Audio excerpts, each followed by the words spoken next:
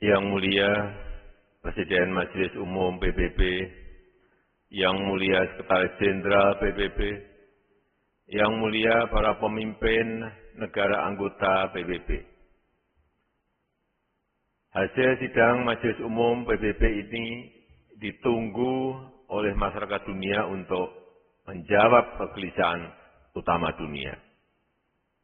Kapan masyarakat akan terbebas dari pandemi? Kapan perekonomian akan segera pulih dan tumbuh inklusif? Bagaimana menjamin ketahanan planet ke depan? Serta kapan dunia akan terbebas dari konflik, terorisme, dan perang? Melihat perkembangan dunia sampai sekarang ini, banyak hal yang harus kita lakukan bersama-sama. Pertama, kita harus memberikan harapan bahwa pandemi COVID-19 akan bisa tertangani dengan cepat, adil, dan merata. Kita tahu bahwa no one is safe until everyone is. Kemampuan dan kecepatan antar negara dalam menangani COVID-19 termasuk vaksinasi sangat timpang. Politisasi dan diskriminasi terhadap vaksin masih terjadi. Hal-hal ini harus bisa kita selesaikan dengan langkah-langkah nyata. Di masa depan, kita harus menata ulang arsitektur ketahanan kesehatan global, Global Health Security System. Diperlukan mekanisme baru untuk penggalangan sumber daya kesehatan global, baik pendanaan, vaksin, obat-obatan, alat-alat kesehatan, dan tenaga kesehatan secara cepat dan merata di seluruh negara. Diperlukan standarisasi protokol kesehatan global dalam hal aktivitas lintas batas negara. Misalnya, perihal kriteria vaksinasi, hasil tes, maupun status kesehatan lainnya. Kedua, pemulihan perekonomian global hanya bisa berlangsung jika pandemi terkendali dan antar negara bisa bekerja sama dan saling membantu untuk pemulihan ekonomi.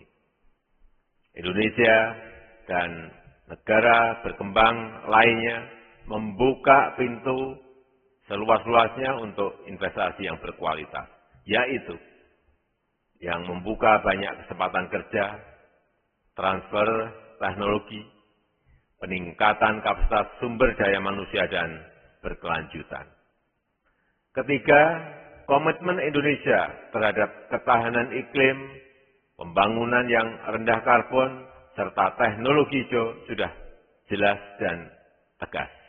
Tetapi, proses transformasi energi dan teknologi tersebut harus memfasilitasi negara berkembang untuk ikut dalam pengembangan industri dan menjadi produsen teknologi.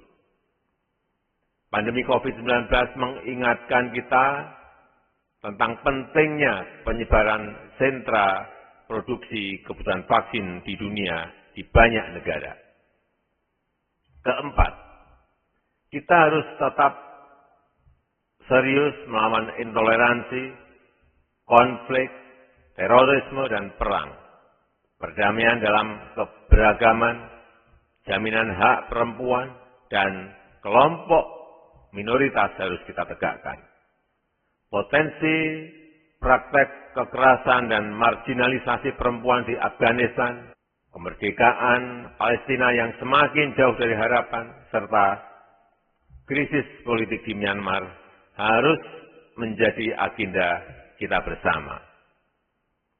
Pemimpin ASEAN telah bertemu di Jakarta dan menghasilkan 5-point consensus yang implementasinya membutuhkan komitmen militer Myanmar. Harapan besar masyarakat dunia tersebut harus kita jawab dengan langkah nyata, dengan hasil yang jelas. Itulah kewajiban yang ada di pundak kita, yang ditunggu masyarakat dunia. Itulah kewajiban kita untuk memberikan harapan masa depan dunia. Yang mulia, tahun 2022 Indonesia akan memegang presidensi G20 dengan tema besar Recover Together, Recover Stronger. Indonesia akan berupaya agar G20 dapat bekerja untuk kepentingan semua, untuk negara maju dan negara berkembang, utara dan selatan, negara besar dan kecil, negara kepulauan dan pulau-pulau kecil di Pasifik, serta kelompok rentan yang harus diprioritaskan.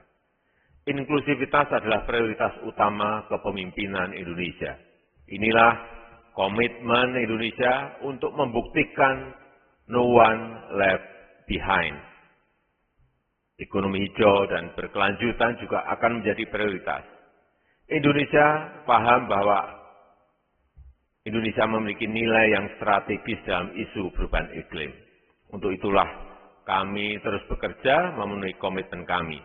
Pada tahun 2020 Indonesia telah berhasil menurunkan kebakaran hutan sebesar 82% dibanding tahun-tahun sebelumnya. Laju deforestasi turun signifikan, terendah dalam 20 tahun terakhir. Dan dalam tatanan global, Indonesia ingin mengedepankan burden sharing, berbagi beban, menghadapi agenda bersama dunia yang sangat berat. Indonesia kembali menyampaikan harapan dan dukungannya terhadap multilateralisme. Sudah mendesak bagi kita untuk mengawal multilateralisme yang efektif dengan kerja dan hasil yang konkret. Let us work together to recover together, recover stronger. Terima kasih.